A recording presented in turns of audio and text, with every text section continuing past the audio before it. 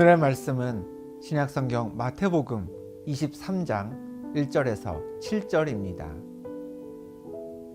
이에 예수께서 무리와 제자들에게 말씀하여 이르시되 서기관들과 바리새인들이 모세의 자리에 앉았으니 그러므로 무엇이든지 그들이 말하는 바는 행하고 지키되 그들이 하는 행위는 본받지 말라. 그들은 말만 하고 행하지 아니하며 또 무거운 짐을 묶어 사람의 어깨에 지우되 자기는 이것을 한 손가락으로도 움직이려 하지 아니하며 그들의 모든 행위를 사람에게 보이고자 하나니 곧 그 경문 띠를 넓게 하며 옷수를 길게 하고 잔치의 윗자리와 회당의 높은 자리와 시장에서 문안받는 것과 사람에게 랍비라 칭함을 받는 것을 좋아하느니라. 신약성경 누가복음 10장에는 우리가 잘 아는 선한 사마리아인의 비유가 기록되어 있습니다. 예수님께서 이 비유를 말씀하시게 된 경위는 이렇습니다. 어떤 율법 교사가 예수님을 찾아와서 무엇을 해야 영생을 얻을 수 있는지를 물었습니다. 예수님은 율법 교사에게 율법에 뭐라 기록되어 있는지 되물으셨고 율법 교사는 자랑스럽게 답했습니다. 내 마음을 다하며 목숨을 다하며 힘을 다하며 뜻을 다하여 주 너의 하나님을 사랑하고 또한 내 이웃을 내 자신같이 사랑하라 하였나이다. 율법 교사의 대답은 훌륭한 대답이었습니다. 누가 생각해도 정답이었고 예수님도 그 말이 옳다고 하셨습니다. 더불어 예수님은 율법 교사에게 말씀하셨습니다. 내 대답이 옳도다. 이를 행하라. 그러면 살리라. 율법 교사의 지식은 정확했고 옳았습니다. 그러나 예수님은 그렇게 잘 알고 있는 율법 교사를 너 참 훌륭하구나 라고 칭찬하지 않으셨습니다. 도리어 율법 교사의 문제점을 끄집어내셨는데 그 문제는 어떻게 하면 영생을 얻는지 모르는 데에서 비롯된 게 아니었죠. 알고 있지만 행하지 않음으로 인해 생기는 문제였습니다. 때문에 예수님은 율법 교사에게 내 대답은 옳으니 이를 행하라 라고 하셨던 거죠.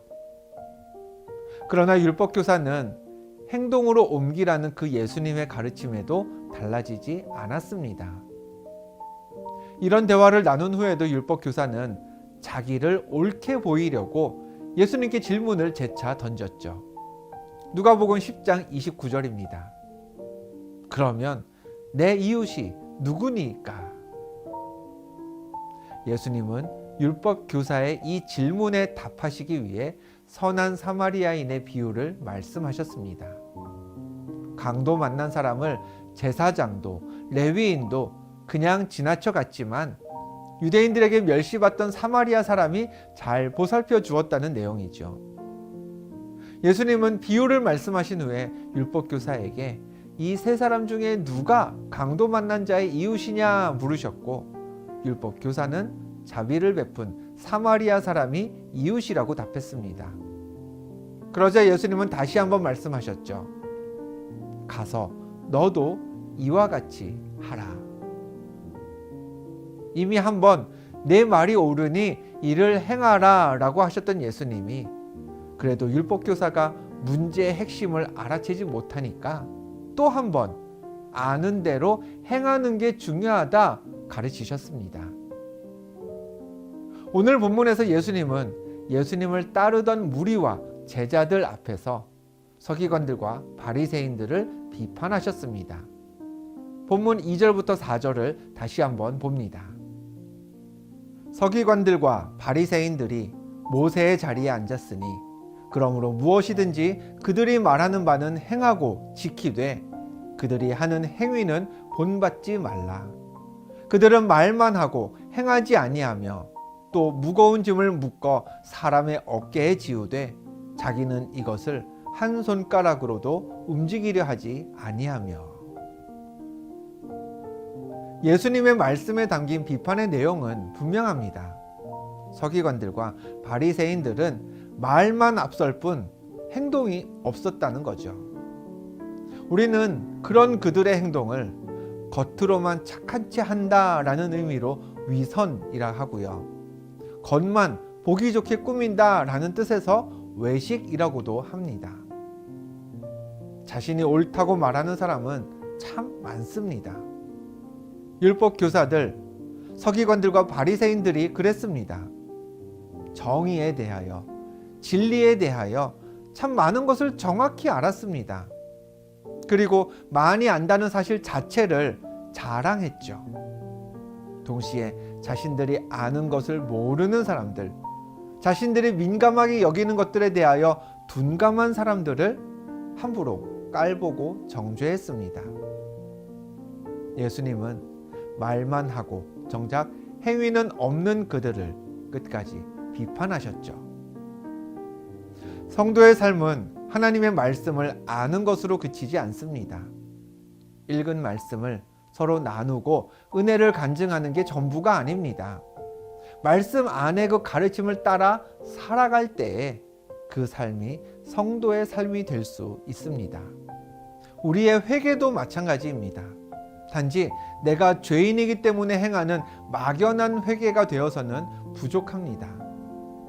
누군가를 미워하는 마음을 가졌던 것, 탐욕적인 생각을 품었던 것, 음란한 상상을 했던 것, 그런 마음속의 상태에 대한 회개도 물론 필요하지만 회개가 거기서 그쳐서는 안 됩니다.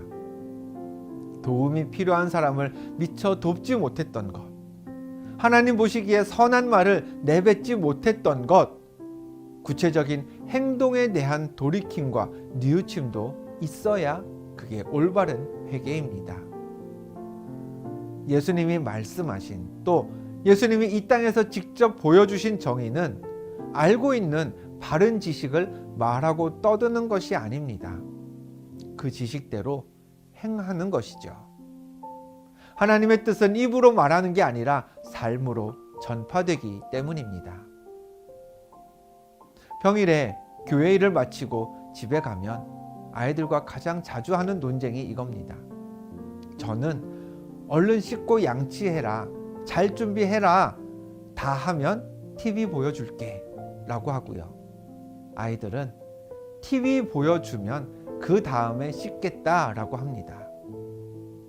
또 평상시에도 어른들은 그러죠. 숙제하고 놀아라. 아이들은 놀고 나서 숙제하겠다고 고집 부립니다.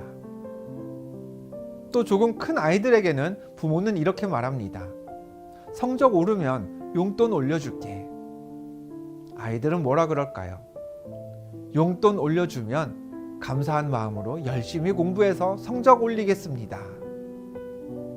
우리가 자주 보는 영화들의 장면에서도 그렇지 않나요? 경찰은 요구합니다. 인지를 풀어주면 요구하는 돈을 주겠다. 그럼 맞서서 범인은 이러죠. 돈을 나한테 먼저 건네면 내가 인지를 풀어주겠다. 세상에서 누군가는 나를 이해해주면 당신은 존경하겠다 하고요. 또 다른 쪽에서는 나를 먼저 존경해주면 당신을 이해하겠습니다 라고 합니다. 서로 뜻이 다르기 때문일까요? 세상에는 의견이 다른 사람들로 인해 수많은 갈등이 일어납니다. 그런데 그 갈등을 해결하려면 상대방에게 조건을 붙이기 전에 내가 먼저 행동해야 합니다. 무엇 하면 해줄게 이게 아니라 하나님 뜻에 어긋나는 행동이 아니라면 그냥 먼저 행하는 게, 그게 예수님이 우리에게 가르쳐 주신 겸손의 실천입니다. 우리를 구원하기 위해 이 세상에 오신 예수님은 말씀만 전하신 게 아니라, 말씀으로 선포만 하신 게 아니라 몸소 십자가를 지셨습니다. 그 예수님처럼 예수 믿고 구원받은 우리는 남을 향해 목소리 높이기 전에 강도 만난 사람의 이웃처럼 먼저 행동하는 사람이 되어야 합니다. 오늘은 이렇게 기도하겠습니다. 하나님, 입술보다 몸으로 말씀을 살아내며 오늘을 살게 하옵소서. 말로 겸손을 행하기보다 말씀대로 행하는 삶이 곧 예수님의 겸손을 닮아가는 길임을 믿고 따르게 하옵소서. 세상은 목소리 큰 사람이 이긴다고 하죠. 그러나 하나님 나라에서는 조용하더라도 하나라도 더 행하는 사람이 이깁니다. 가정에서, 일터에서, 누구와의 관계에서든지 목소리 내기 이전에 할 수 있는 행동이 무엇인지 생각하고 또 먼저 최선을 다할 수 있는 그런 움직이는 하늘 백성 되시기를 주님의 이름으로 축원합니다. 기도하겠습니다. 하나님, 큰 목소리를 내기보다 작은 행동으로 먼저 섬길 수 있는 하나님 자녀 되길 원합니다. 말에 담긴 능력보다 하나님의 성전인 우리 몸으로 할 수 있는 일들이 더 크고 놀랍다는 사실을 깨닫는 오늘 우리의 삶 되게 하옵소서. 예수 그리스도의 이름으로 기도합니다. 아멘.